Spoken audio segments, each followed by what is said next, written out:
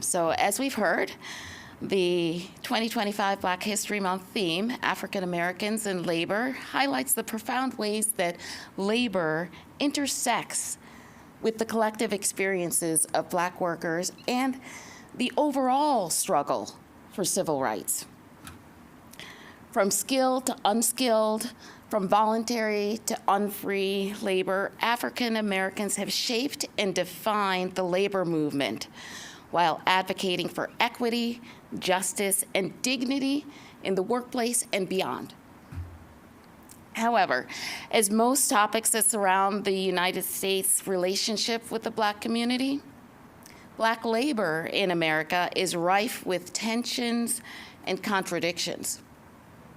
At the heart of Black history in the United States is the nation's original sin of chattel slavery and forced labor.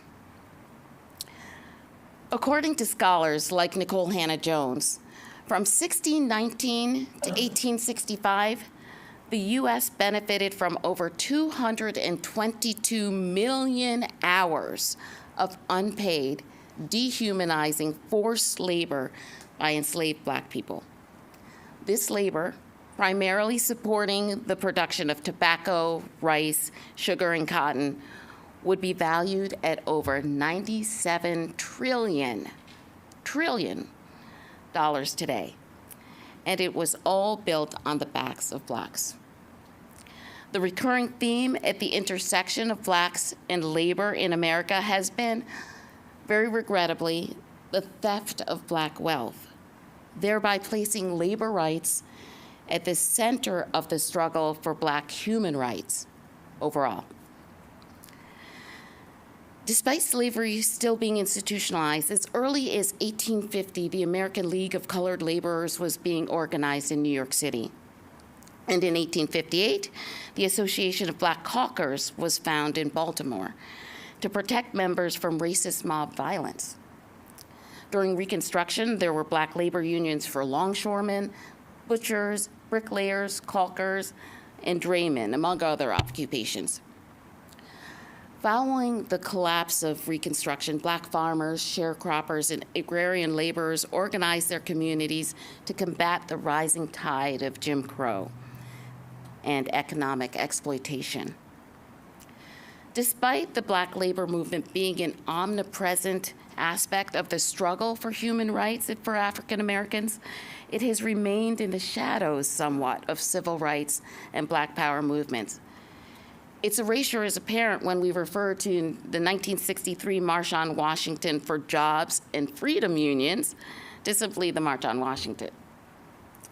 Locally, Rochester's own late great minister, Franklin Delano Roosevelt Lawrence, who passed in 2021, served as a labor and civil rights leader who worked tirelessly to improve wages and working conditions for African Americans, eventually helping to establish a Black-owned corporation.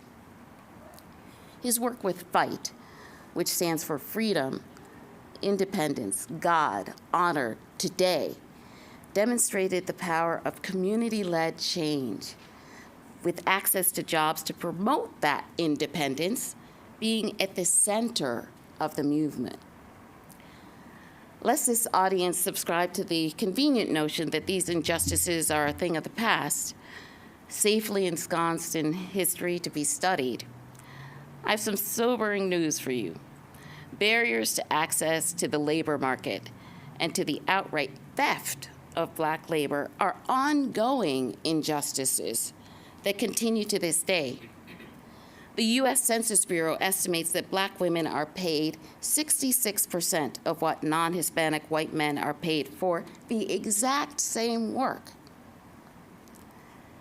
Economic disruptions such as the COVID pandemic or the unconstitutional cessation of congressionally authorized federal funding have an outsized impact on people of color, especially women of color.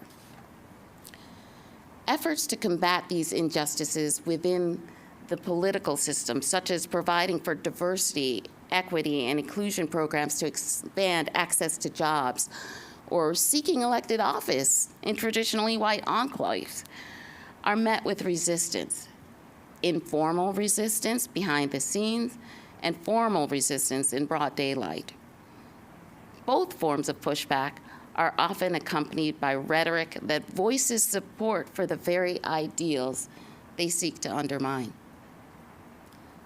The contradiction and irony of a president who is unabashedly and actively working to dismantle diversity, equity, and inclusion initiatives, then posting to social media in celebration of Black History Month is lost on no one. But he's hardly the only politician engaged in that type of duplicity.